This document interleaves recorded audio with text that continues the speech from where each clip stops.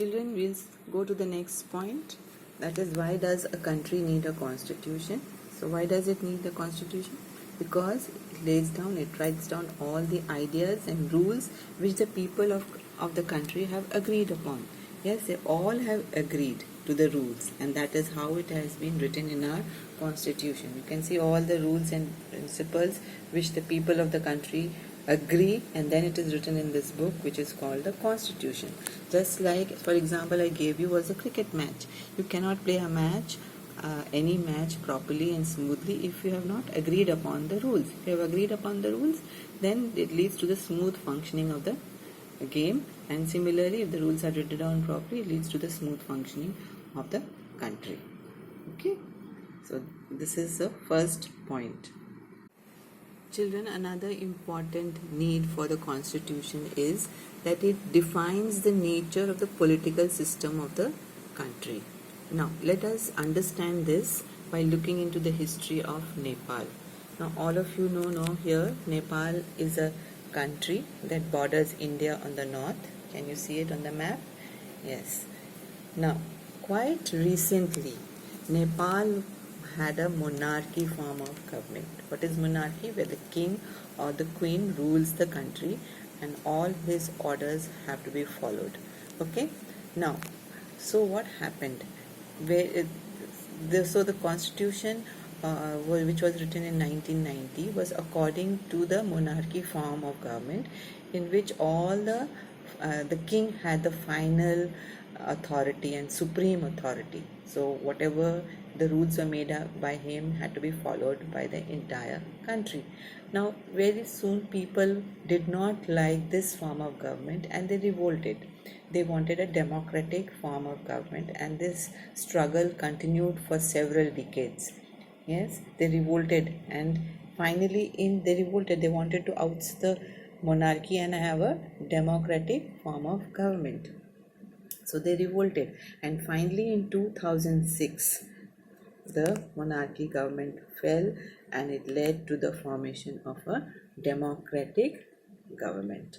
Okay, so now you see, now since they have a democratic form of government, the previous constitution will not apply, because the previous constitution had rules according to the monarchy form of government. So they have to rewrite their constitution according to the democratic principles which the people agree upon. So the constitution describes what kind of a government we want, what type of a government. Like in India, we have a democratic form of government in which the rules are written down according to the democratic principles. Okay, that means we have equality, we have equality for all, rule of law. All this is done, and there is no discrimination, no exploitation.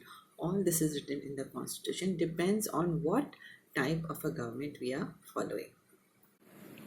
Children, the third reason why we need a constitution is that it lays down the rules that guards against misuse of authority by a political leader. Now, in a democratic country, we choose our leaders, yes, so that they can exercise power responsibly on our behalf. However, there is a possibility that these representatives that we have chosen may misuse their authority and power. And so, so let us understand this concept through a small story. Yes, you can see here the teacher is teaching a class, and Suresh is the monitor. You can see him standing up, and he is a big bully. Nobody likes him. So, but one day when the class teacher was teaching, the peon came and told her that the principal is calling her for some urgent work. So before she left, she asked Suresh to mind the class. Now, Suresh never liked his friend. You can see the boy who's looking at him, his friend Anil, and he was always looking for a moment when he could do something and humiliate him.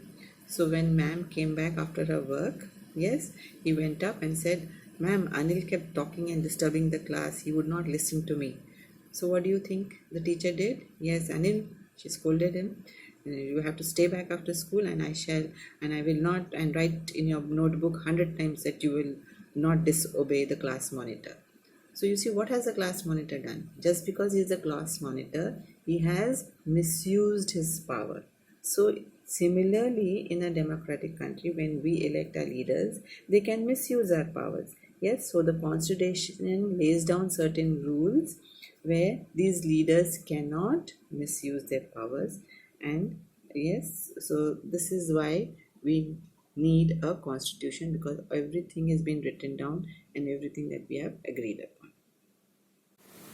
Children, another reason why we need a constitution is because it safeguards the interest of the minority and prevents any kind of domination by the majority.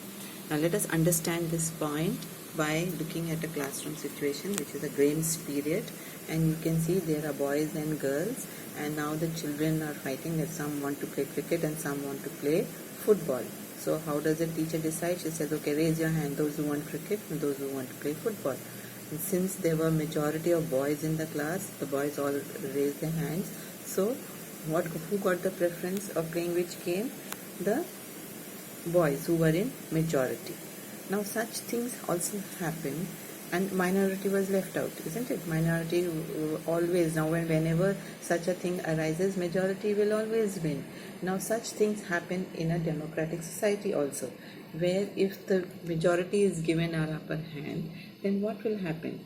They will continuously enforce their decision and subjugate the minorities. Always they will impose their decision, which will go against these minority communities. This kind of situation is called as tyranny of the majority.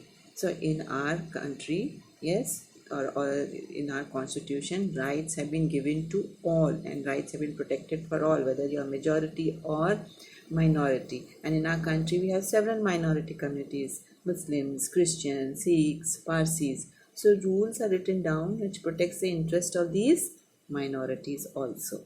Okay, so this prevents domination.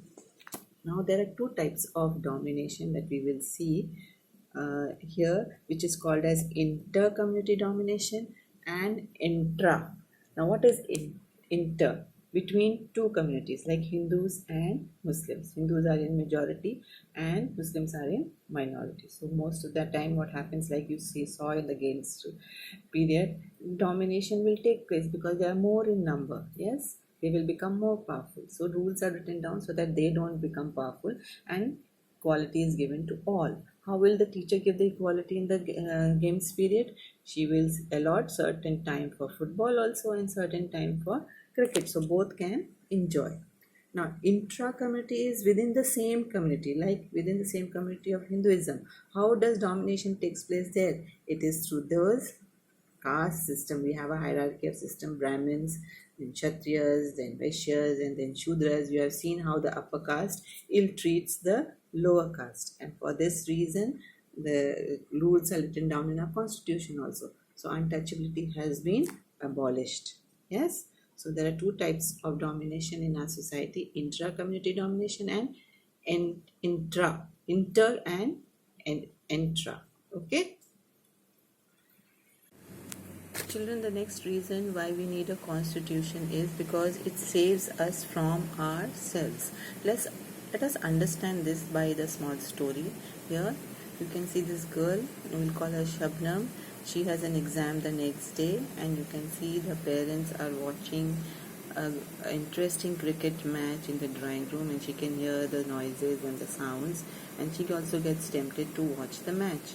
Now when she comes and watches the match, the entire family now decides not to watch the match. Why did they decide not to watch the match? To help her concentrate in her studies so that she can complete her course well and get good marks, isn't it?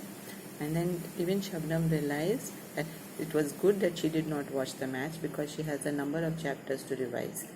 Okay, so finally if she had taken the decision to watch the match, what would have happened?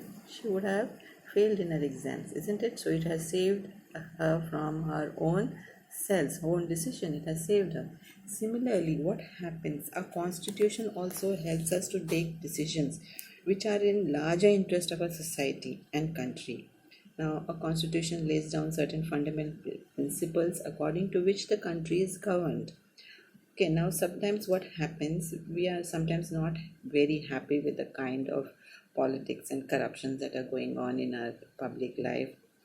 and we feel that it is better that we have a presidential form of government or a dictator form of government. Yes, but we do not realize that any form of the any other form of government would turn to be very harmful in the long run. Suppose if we become have a dictator rule, what will happen?